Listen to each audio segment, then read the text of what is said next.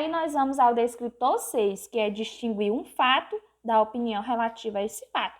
Primeiramente, a gente tem que saber o que é fato e o que é opinião. Fato é algo comprovável. Já a opinião é algo pessoal, é algo meu, o que eu acho, certo? Então, fato é algo que eu posso provar que aquilo aconteceu. Já a opinião, eu não posso comprovar que aquilo é verdade ou não. Opinião, nas opiniões não existe verdades ou mentiras. É a minha opinião, é o que eu acho, certo? Então, vamos lá. Ao ler textos, você certamente se depara com fatos e com opiniões relacionados a estes fatos. Fato é algo que acontece independentemente de sua vontade, e a opinião é o produto de sua visão sobre esse fato.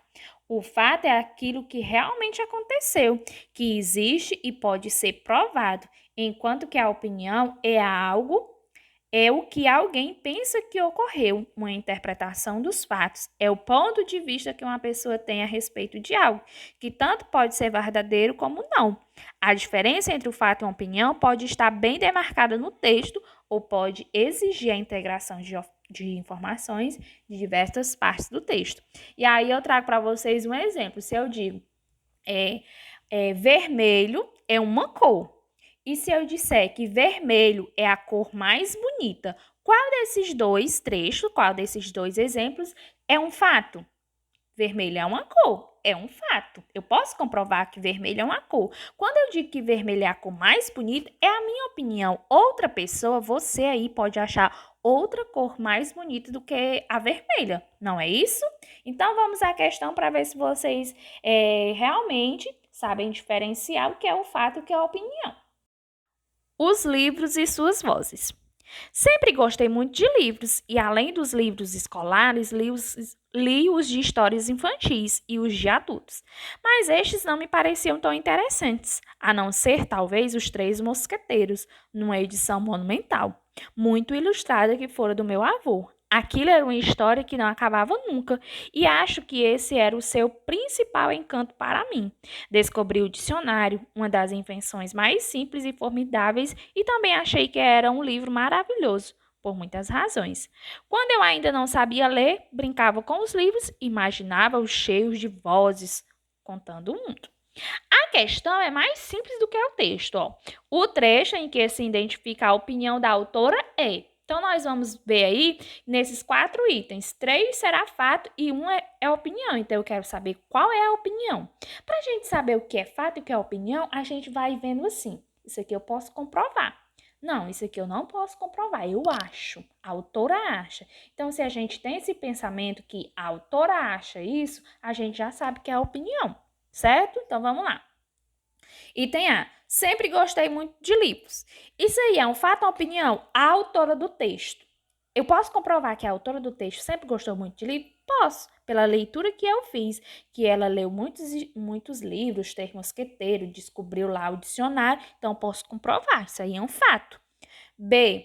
Além dos livros escolares, li os de histórias infantis. Outro fato, eu posso comprovar pela leitura do texto. A autora do texto está dizendo que, além de ler os livros da escola, ela lia os outros livros.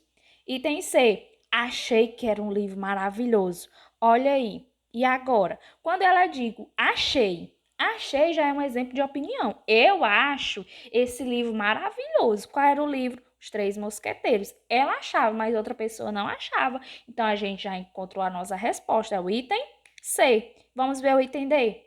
Quando eu ainda não sabia ler, brincava com os livros. Outro fato, a gente pode comprovar pela leitura do texto. Ela não sabia ler e brincava com os livros. Então, a resposta correta será o item C. E agora nós vamos ao nosso último descritor, que é diferenciar as partes principais das secundárias em um texto.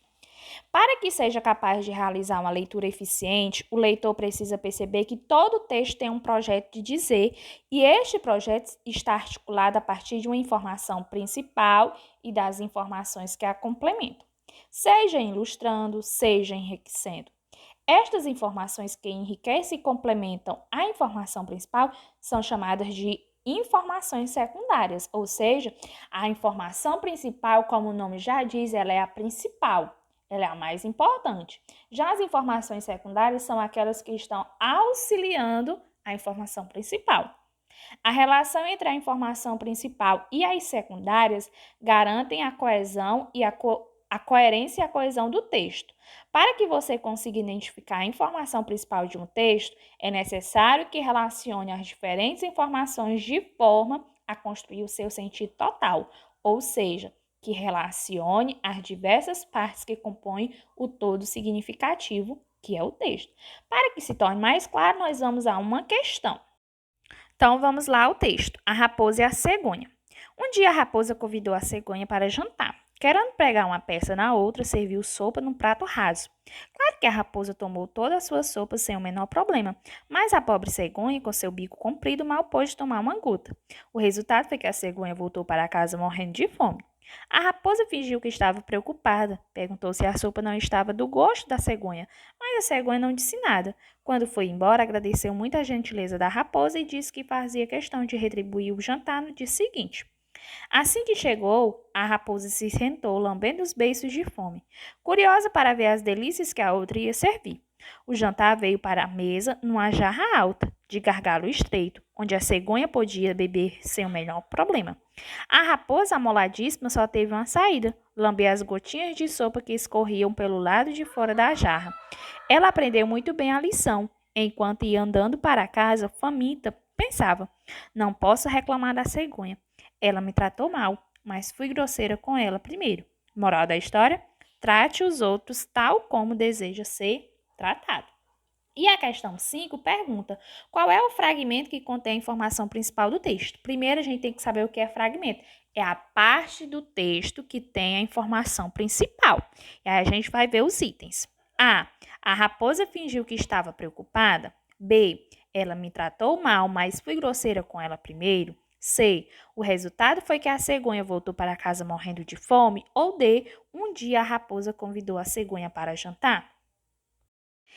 Encontrar a informação principal de um texto nos itens é bem simples. A gente lê os itens e verifica qual deles é capaz da gente saber todo o assunto do texto apenas pelaquele item. Se eu consigo verificar que todo o assunto do texto foi tratado de forma resumida naquele item, eu já sei que ali é a informação principal.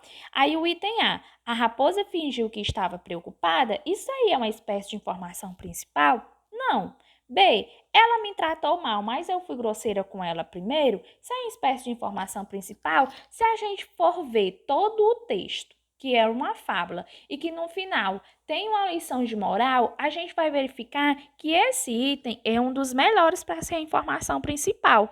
Lá vai ter como se fosse o resumo de todo o assunto que foi tratado no começo do texto. C. O resultado foi que a cegonha voltou para casa morrendo de fome. Ou D. Um dia a raposa convidou a cegonha para jantar. Então, o item correto realmente será o item B.